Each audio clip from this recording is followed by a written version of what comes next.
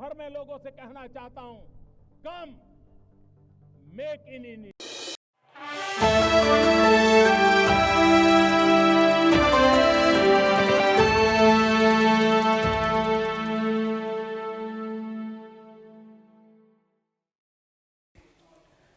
आज का यह जो प्रेस वार्ता है एक महत्वपूर्ण खुलासा भी करेगा और जो कांग्रेस पार्टी और लेफ्ट इकोसिस्टम का टूल किट है उस टूल किट को देश के सामने आपके माध्यम से रखेगा कि किस प्रकार कई वर्षों से लगभग 2014 से लगातार कांग्रेस पार्टी विशेषकर राहुल गांधी और उनकी टीम, सोशल मीडिया की टीम, उनकी एडवाइजरी कमेटी की टीम, कांग्रेस पार्टी और लेफ्ट के जो जाने माने चेहरे हैं वो किस प्रकार से नरेंद्र मोदी देश के प्रधानमंत्री एवं भारतवर्ष को अपमानित करने के लिए कोई कोर कसर बाकी नहीं छोड़ रही है। उसके लिए भले ही विदेशी ताकतों की मदद लेनी पड़े, भले ही विदेश में जाके भारत के विरोध में कहना पड़े और भले ही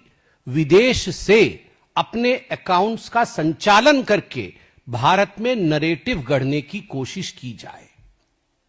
आप सभी जानते हैं क्योंकि हम सब आज एक सोशल मीडिया के युग में रहते हैं, सबके अकाउंट्स हैं। एक्स में अकाउंट है, पहले जिसे हम ट्विटर कहते थे अब वो एक्स है। एक्स में एक न्यू फीचर आया कुछ दिनों पहले। उस फीचर के माध्यम से आप जान सकते हैं कि जो अकाउंट धारी है वह अकाउंट धारी किस देश का है, अर्थात उसका लोकेशन क्या है, पृथ्वी के भूभाग के किस खंड में वो रहता है, वह डिस्प्ले होगा। तो तुरंत जब ये ऑप्शन आया तो सभी के अकाउंट्स में स्वाभाविक रूप से ये डिस्प्ले होने लगा। मैं आपको उदाहरण दूंगा, मैं कुछ उदाहरण लेके आया हूं, मैं उदाहरण दूंगा। मैं सर्वप्रथम उदाहरण दूंगा हमारी पार्टी का ही। आप देखिए ये भारतीय जनता पार्टी का एक्स का अकाउंट है। डेट ऑफ ज्वाइनिंग अक्टूबर 2010 आप देख सकते हैं। अकाउंट बेस्ड इन, उस लोकेशन का नाम आप नीचे देखिएगा तो भारत मां का नाम आता है India. Verified since April 2013, connected via India Apple store. तो हर कुछ भारतीय जनता पार्टी का इंडिया से हो रहा। हमारे जो सोशल मीडिया के हेड हैं अमित मालवीय जी, उनका भी आप देख सकते हैं अकाउंट बेस्ड इन इंडिया और लास्ट में connected via India app store. सब कुछ इंडिया से है। चूंकि मैं प्रेस कॉन्फ्रेंस कर रहा हूं, मैं खुद का भी अभी लेके आया हूं कि date joint April 2013, account based in India और connected via India app store, verified since February 2016। ये मेरा खुद का है। अब मैं कुछ उदाहरण दूंगा आपको। जो डॉक्यूमेंट्स मुझे आज दिए गए हैं ये डॉक्यूमेंट्स अपने आप में सनसनी पैदा करती है। आपको आज पहली बार कुछ ऐसी बातें सुनने को मिलेगा जो आप शायद विश्वास न कर पाए। मैं कुछ नाम पढ़ूंगा और कहां से उनके अकाउंट्स ओरिजिन करते हैं वह भी बताऊंगा। तो आपको लगेगा कि शायद मैं ठीक नहीं बोल रहा हूं। मैं बता दूं, जब आप अकाउंट में जाएंगे तो कई लोगों ने ये जो प्रोविजन था लोकेशन का बाद में चेंज किया, क्योंकि ये ऑप्शनल भी आया कि आप इसे छुपा भी सकते हैं, आप इसे लोकेशन को चेंज भी कर सकते हैं। तो कई लोगों को जब मालूम पड़ा कि उनके लोकेशन को विदेश में दिखाया गया है जो उस समय वास्तविकता थी, तो उन्होंने चेंज भी किया और कुछ लोगों ने उसे ऑप्शनल में डाल दिया, अर्थात हम दिखाना नहीं चाहते हैं हम कहां से ऑपरेट कर रहे हैं। आदरणीय पवन खेड़ा जी कांग्रेस के बड़े नेता हैं। डेट ऑफ ज्वाइनिंग इत्यादि में मैं नहीं जाता, but account based in United states, ये डॉक्यूमेंट आज हमारे पार्टी के सर्वोच्च सोर्स से आया है। पवन खेड़ा जी यूनाइटेड स्टेट्स बेस्ड है उनका अकाउंट। दूसरा अकाउंट है Maharashtra Congress, INC Maharashtra, account based इन आयरलैंड, अकाउंट बेस्ड इन आयरलैंड। आप चिंता करिए, मैंने अभी जाके देखा तो इन्होंने आयरलैंड को अब चेंज करके इंडिया कर दिया है, मगर जिस समय यह ऑप्शन शुरू हुआ जिस समय यह विषय आया उस समय अकाउंट बेस्ड इन आयरलैंड था, चोरी पकड़ी गई, अभी चेंज किया गया है। तीसरा अकाउंट जो मुझे दिया गया है वो हिमाचल कांग्रेस का है, @INC Himachal, connected via Thailand Android app. Account based in India है मगर connected via Thailand Android app है। ठीक उसी प्रकार प्रतीक सिन्हा है, इन्फ्लुएंसर है, इनका अकाउंट बेस्ड इन मलेशिया है। एक ऑल्ट न्यूज का मुझे दिया गया है, alt news @capital ALT capital N small EWS, account based in United states, connected via web. Account based in United states, ये उस समय का स्क्रीनशॉट है जिस समय यह फीचर एक्स ने दिखाया। ठीक उसी प्रकार the caravan @small THECARAVAN India. The caravan India वो तो उनका एड्रेस है मगर account based in United states, connected via web. अभी सुनने में आया है कि उन्होंने भी उसे चेंज करके इंडिया किया है। इसके साथ साथ अनेकों ऐसे अकाउंट है, मैं डिटेल्स में नहीं जाऊंगा। बड़े बड़े नाम हैं जो लेफ्ट कांग्रेस इन्फ्लुएंसर्स हैं, निधि सिंह राठौड़, ये सब निधि सिंह राठौड़ का आप देख सकते हैं account based in West Asia. ठीक उसी प्रकार Mahfuzur Rahman account based in Bangladesh, Arpit Sharma account based in Europe. इस प्रकार से अनेकों नाम हैं जो एक्स यूज करता है, सोशल मीडिया की दुनिया में है, वो इन इन्फ्लुएंसर्स को पहचानता है और इनके अकाउंट्स पाकिस्तान में भी है, बांग्लादेश में भी है। कई जगह पाकिस्तान को छुपाने के लिए ये ऑप्शन दिया गया है कि आप सटीक स्थान नहीं देके साउथ ईस्ट एशिया रीजन दे सकते हैं। तो कई ऐसे इन्फ्लुएंसर्स ने साउथ ईस्ट एशिया दे दिया है जबकि उनका लोकेशन पाकिस्तान है। बांग्लादेश भी कई ऐसे इन्फ्लुएंसर्स के लोकेशन है। तो आप सोच के देखिए किस प्रकार से राहुल गांधी केवल विदेश जाकर देश के खिलाफ नहीं कहते हैं, वो केवल जेन जी से मिलकर के देश के खिलाफ एक माहौल बनाने की कोशिश नहीं करते हैं। वो प्लानिंग के साथ, डिजाइन के साथ किस प्रकार से इस काम को विदेश में डेलीगेट किया हुआ है, किस प्रकार से डिवीजन ऑफ वर्क है कांग्रेस के अंदर कि बांग्लादेश से, पाकिस्तान से, साउथ ईस्ट एशिया के अन्य हिस्सों से, वेस्ट एशिया से, यूरोप से, अमेरिका से बैठे उनके लोग जो इन्फ्लुएंसर्स है, जो हमारे वोटर नहीं है, जिनका इंडिया से कोई लेना देना नहीं है, वो भारत में नरेटिव सेट करेंगे। अब मैं बहुत संक्षेप में भारत में कुछ ऐसे नरेटिव जो इन लोगों द्वारा राहुल गांधी के कहने पर, कांग्रेस इकोसिस्टम और लेफ्ट इकोसिस्टम के कहने पर सेट किया गया, वैसे 3 नरेटिव के उदाहरण दूंगा। सबसे पहला उदाहरण रहेगा वोट चोरी। यह जो वोट चोरी का नरेटिव सेट किया गया हिंदुस्तान में, उसके विषय में डिटेल में जाऊंगा। दूसरा नरेटिव ऑपरेशन सिंदूर में जो मोदी जी को और भारत की आर्मी को एक तरह से सरेंडर्ड रूप में दिखाने की कोशिश की गई, एक तरह से दुर्बल दिखाने की, वीक दिखाने की कोशिश की गई, उसके पीछे भी पाकिस्तानी हैंडल, बांग्लादेश के हैंडल, वेस्ट एशिया के हैंडल, यूनाइटेड स्टेट्स में बैठे कुछ कांग्रेसी और उनके शुभचिंतक, इस प्रकार का एक माहौल ऑपरेशन सिंदूर को लेकर बनाया गया। और तीसरा विषय संघ परिवार और व्यक्तिगत रूप से मोदी जी के ऊपर हमला करने का जो नरेटिव है, यह नरेटिव भी विदेश से किस प्रकार संचालित हुआ। तो आइए पहले वोट चोरी की तरफ हम जाते हैं।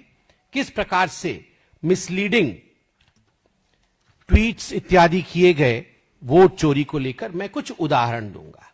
यह अर्पित शर्मा है, इनका अकाउंट यूरोप में है, आप देख सकते हैं। या इन्होंने ये वीडियो डाला है, वीडियो का स्क्रीनशॉट मैंने आपको दिखाया है। Biggest scam of India till date if proved, the vote चोरी फाइल्स। ये भारत में से नहीं बना है, ये यूरोप बेस्ड अकाउंट है और यूरोप से ये पूरी वीडियो, और वीडियो में बहुत सारी ऐसी बातें जो हमारी संस्थाओं को, संवैधानिक संस्थाओं को एक डिमीन करने का काम करती है, उसे नीचे दिखाने का काम करती है, यह किया गया है। दूसरा आप देखिए, डॉक्टर कालिका सिंगापुर बेस्ड है। कौन इस दृश्य को लाइव देखना चाहता है? आप देख सकते हैं, ये जो अरेस्टेड व्यक्ति है ये चीफ इलेक्शन कमिश्नर है, उनको घसीट के लिया जा रहा है। और यह ट्वीट भारतवर्ष से नहीं हुआ है, यह व्यक्ति भारत का नहीं है, यह पूरा का पूरा सिस्टम सिंगापुर से चला है और सिंगापुर से यह ट्वीट किया गया है। आप चिंता करके देखिए, भारतवर्ष के इतने बड़े संवैधानिक संस्थान, और मैं आज के ही अखबार को पढ़ रहा था, EC cites global honor. CEC Gyanesh Kumar will assume chairmanship of International Institute for Democracy and Electoral Assistance, IIDEA, for the year 2026 in Stockholm. EC calls it a global recognition of the Commission's standing as one of the world's most credible and innovative poll management bodies. ये कल supreme court में कहा गया। कल 26 तारीख को जब supreme court में SIR को लेकर सुनवाई हो रही थी, तो ये इलेक्शन कमीशन के द्वारा सबमिट किया गया था। ये मैं मनगढ़ंत पढ़ नहीं रहा हूं, इलेक्शन कमीशन ने ये कहा था और ये आज अखबारों में छपा है। जब भारतवर्ष की संस्थाओं को चेयरमैनशिप दिया जा रहा है, वहीं राहुल गांधी और कांग्रेस पार्टी के कहने पर इस प्रकार का षड्यंत्र विदेश में बैठकर लोग कर रहे हैं। दिया शर्मा पाकिस्तान से, दिया शर्मा कहती हैं, वोट चोरी explained in 2 minutes of purse with a lot of मनोरंजन, real saviour god Kabir, whatever it is. But आप देख सकते हैं, आप ये सब कुछ पब्लिक डोमेन में है, ये सब कुछ पब्लिक डोमेन में है। और किस प्रकार से ये भी एक वीडियो था जो 2 मिनट में मोदी जी के खिलाफ, भारत के इलेक्शन कमीशन के खिलाफ और भारतीयों के खिलाफ यह महिला बोल रही है, और पाकिस्तान बेस्ड अकाउंट है, पाकिस्तान बेस्ड अकाउंट। ठीक उसी प्रकार दीक्षा शर्मा, पाकिस्तान, नाम दीक्षा शर्मा नहीं होगा, कोई पाकिस्तानी ही होगा, मगर नाम बनाया गया है दीक्षा शर्मा। कौन बनाया होगा? ये लेफ्ट कांग्रेस इकोसिस्टम नहीं बनाया होगा। किस लिए बनाया होगा? हिंदुस्तान को अपमानित और बदनाम करने के लिए बनाया होगा। किसी भी कीमत पे हमें सत्तारूढ़ होना है, किसी भी कीमत पे राहुल गांधी को प्रधानमंत्री बनाना है, चाहे उसके लिए देश को ही क्यों ना बेचना पड़े, देश को ही विदेश की भूमि से क्यों ही ना अपमानित किया जाए। दीक्षा शर्मा पाकिस्तान, आप देख सकते हैं, आप इसको पब्लिकली भी अपने अकाउंट में देख सकते हैं।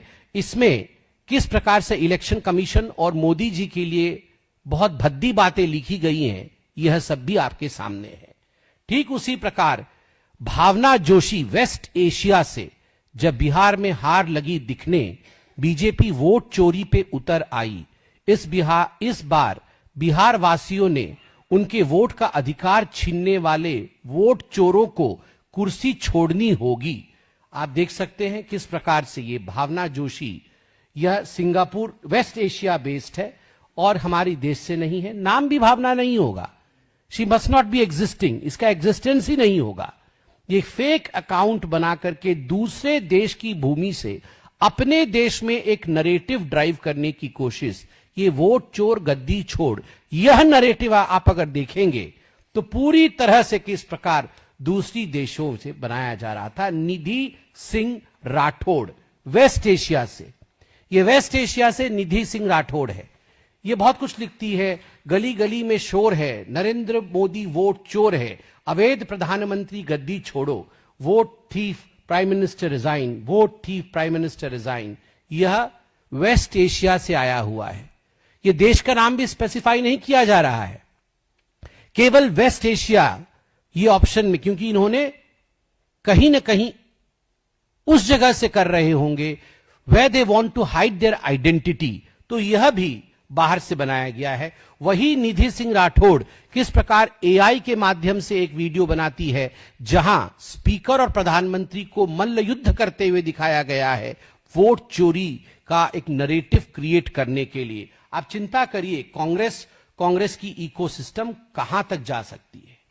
और ऑपरेशन सिंदूर का नरेटिव, मैं वोट चोरी पर संक्षेप में बताऊंगा इसके बाद, क्योंकि कल सुप्रीम कोर्ट ने भी इस पे टिप्पणी की है, मगर ऑपरेशन सिंदूर पे बोलने के। देश के बाहर रहने वाले लोग वही भाइयों की मांग, हर घर की महिलाओं की मांग में मोदी का सिंदूर योजना के तहत इस योजना को हर घर पहुंचाने का निर्देश दिया गया है बीजेपी कार्यकर्ताओं को। कितनी झूठी बात थी आप बताइए। ये झूठी बातें भी वेस्ट एशिया से, पाकिस्तान से, सिंगापुर से चलाया गया।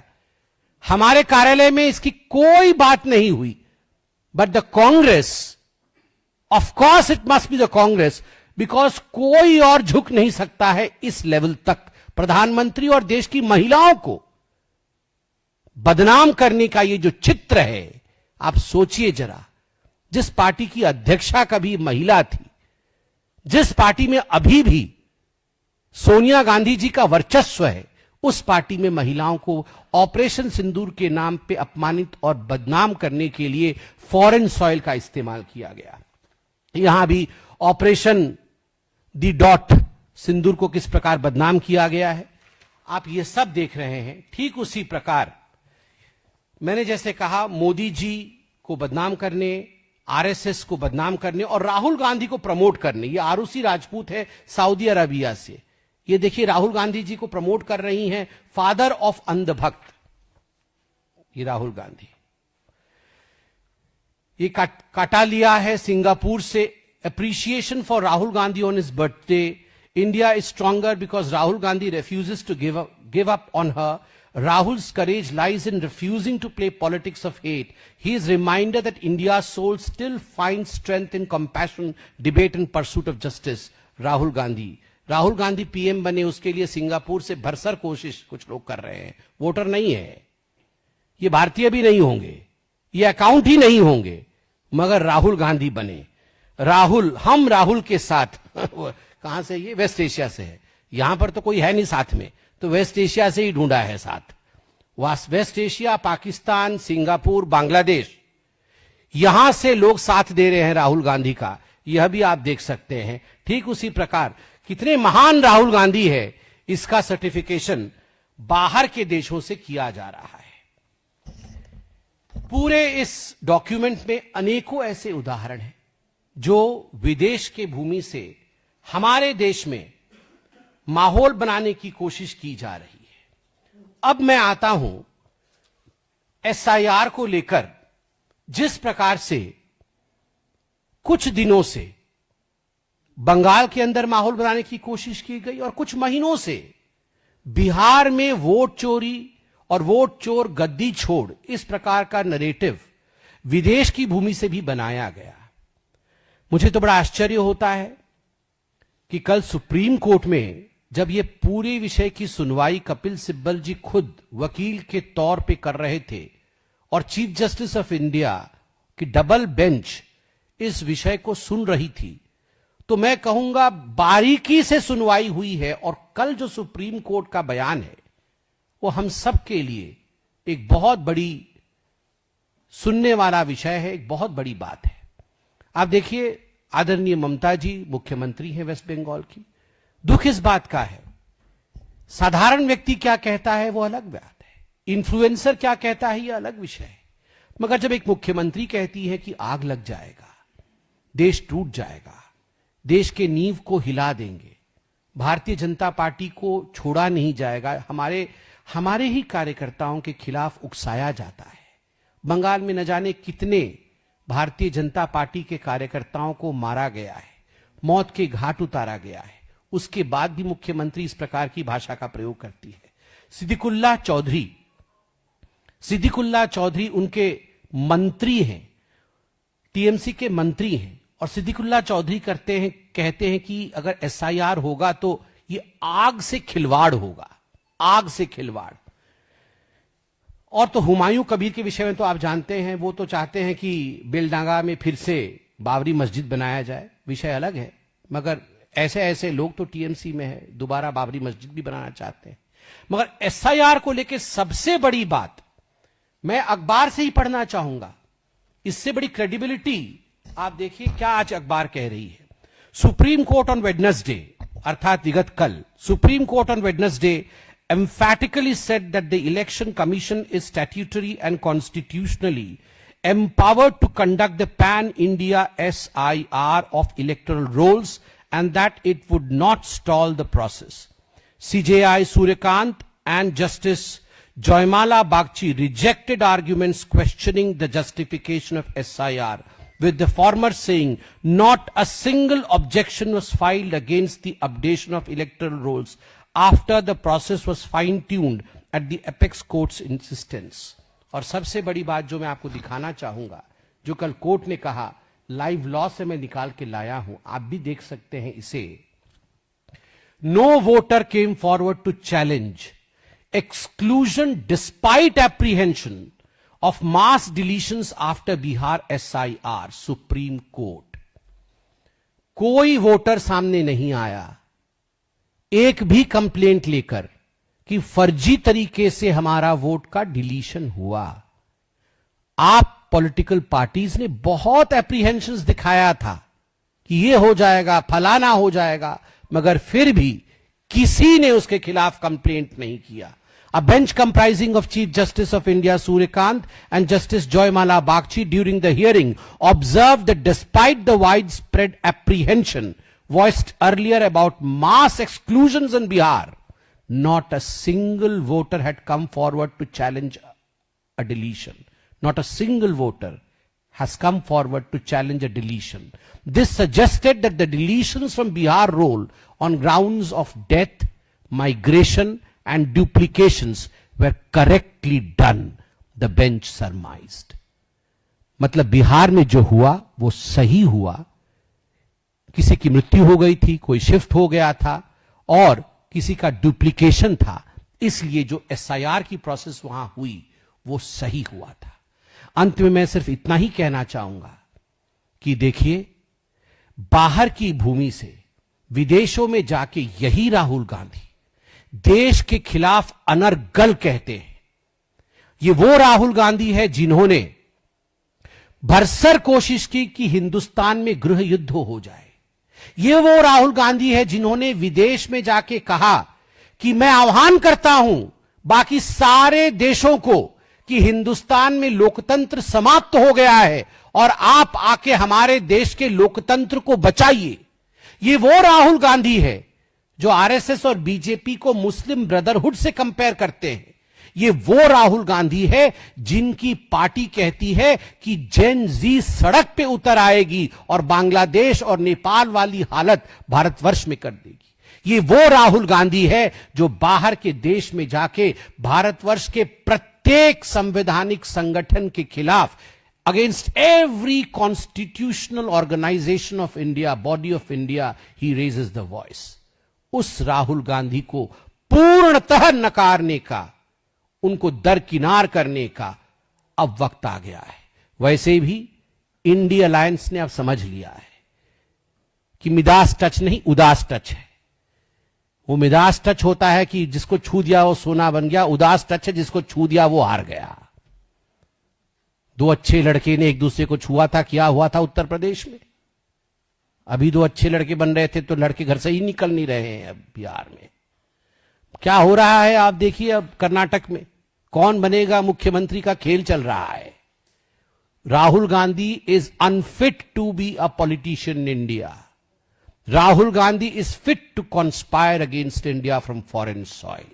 बस यही हम कहना चाहते हैं कि राहुल गांधी और कांग्रेस से सावधान रहने की आवश्यकता है. मैं ही बोल देता हूं, मैं दोनों में बोल दूंगा, चिंता मत करिए.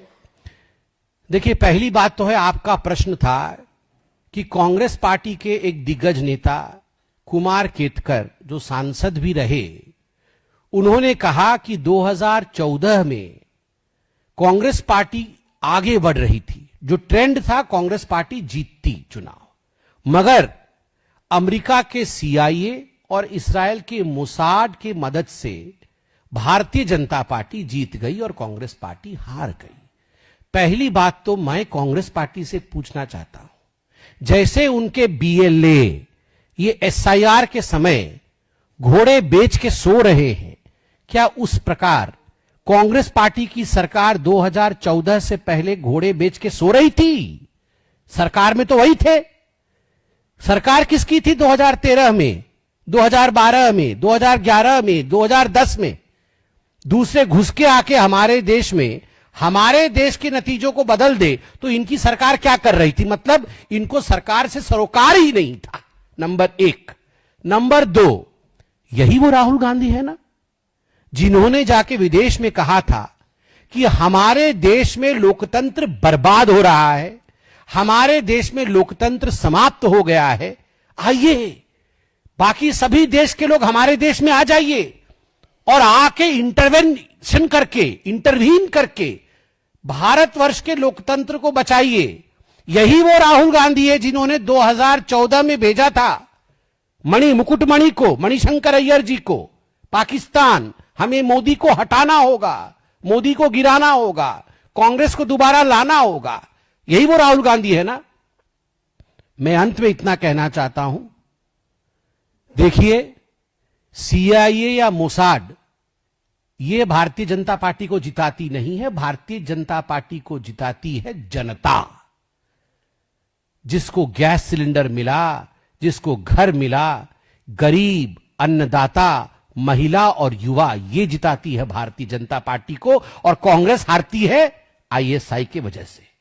आईएसआई के ब्लूप्रिंट पे काम करोगे, दोबारा बाबरी मस्जिद बनाने के लिए चलोगे, ध्वजारोहण राम मंदिर पे होगा तो उसको अपोज करेंगे, राम मंदिर को अपोज करेंगे, राम काल्पनिक है कहेंगे, देश के टुकड़े होंगे इंशाअल्लाह इंशाअल्लाह कहेंगे, अफजल हम शर्मिंदा है तेरे कातिल जिंदा है कहेंगे। अगर आईएसआई के यही एजेंडे पर कांग्रेस पार्टी चलेगी तो आपको क्या लगता है कांग्रेस पार्टी आगे बढ़ेगी? अभी तो 6 सीट आई हैं, आप देखते जाइए अगले चुनाव में क्या होने वाला है। अभी तो ऑटो में बैठ के भी जा सकते हैं, स्कूटी लायक भी नहीं रहेंगे। देखिए इस पूरे विषय को मुझे अध्ययन करना पड़ेगा, मगर जहां तक मैं नियम जानता हूं, क्योंकि हमने भी जब शपथ लिया था तो शपथ के बाद एक रूल होता है कि कोई एडिशनल वर्ड ऐड नहीं किया जाए। शपथ उतना ही माना जाता है जितना लिखित होता है। यह रूल आज से नहीं चल रहा है, जिस दिन से भारतवर्ष स्वाधीन हुआ है उस दिन से चल रहा है। आपने देखा है कि इसी सदन में, इस चलित सदन में 18वीं लोकसभा में भी ऐसे लोग थे जिन्होंने शपथ लेते समय जय फिलिस्तीन भी कर दिया और बाकी विषय भी कर दिया। तो स्वाभाविक रूप से बहुत जयकारा पड़ी है जो दूसरे देशों के लिए भी पड़ी है और इसमें कई बार भटकने की आशंका होती है। तो मुझे लगता है जो हमारे संविधान निर्माता है उन्होंने बहुत सोच समझकर ही यह रूल बनाया होगा, मगर फिर भी मैं इसे वेरीफाई करूंगा। और रूल में इतना ही जानता हूं कि जितना शपथ लिखित होता है, चाहे प्रेसिडेंट ऑफ इंडिया हो, चाहे प्राइम मिनिस्टर हो, चाहे चीफ जस्टिस ऑफ इंडिया हो, सभी शपथ केवल उतना ही लेते हैं। उससे अधिक शब्द या कम शब्द शपथ विधि का उल्लंघन होता है। जिसको खतरा होता है वही सबसे ज्यादा जोर खतरा खतरा चिल्लाता है। अब आप देख रहे हैं बिहार में, आप देख रहे हैं पूरे हिंदुस्तान में क्या हो रहा है। अब क्या करेंगे राहुल गांधी? ऐसे हैंड्स अप करके सरेंडर कर देंगे क्या? नहीं करेंगे ऐसे सरेंडर। पॉलिटिकल पार्टी है। अब उनकी माताजी ने कहा है भैया तुमको किसी कीमत पर भी पॉलिटिक्स में रहना है, नहीं तो कांग्रेस बिखर जाएगी। अब तो वो ऐसे ही बोलते हैं खतरा है, कॉन्स्टिट्यूशन पे खतरा है, जुडिशरी पे खतरा है, देश पे खतरा है। कुछ तो बोलना पड़ेगा ना। क्या बोलेंगे वो? सब अच्छा काम हो रहा है, गरीबों के लिए काम हो रहा है, महिलाओं के लिए काम हो रहा है, युवाओं के लिए काम हो रहा है, किसानों के लिए काम हो रहा है, लोग हमें वोट दे रहे हैं। अब क्या बोलेंगे? बोल रहे हैं सब खतरा है। अब वो पॉलिटिशियन है, कुछ ना कुछ बोलते रहेंगे, आप चिंता मत करिए, कोई खतरा नहीं। देखिए कौन कितना अपोज कर रहा है, कौन बहुत ज्यादा अपोज कर रहा है, कौन थोड़ा सा कम अपोज कर रहा है, ये सब विषय राजनीतिक है। मगर एक प्रवक्ता के नाते और एक पार्टी के जिम्मेदार व्यक्ति के नाते मैं तो टेक्निकली ही जवाब दूंगा। और सबसे बेस्ट टेक्निकल जवाब वही होता है जो सुप्रीम कोर्ट ने कहा है। मैंने आज पढ़ के सुनाया, अखबारों में भी है। जब सुप्रीम कोर्ट खतरा नहीं मानती है, कोई दूसरा खतरा माने, वो अलग विषय है। अनुच्छेद 370 को भी लोग खतरा मान रहे थे, लोग कह रहे थे आग लग जाएगी, मगर सुप्रीम कोर्ट ने उसे भी अपहोल्ड किया, एब्रोगेशन ऑफ आर्टिकल 370। तो राजनीति अपनी जगह होगी और देश का संविधान अपने राह चलेगा।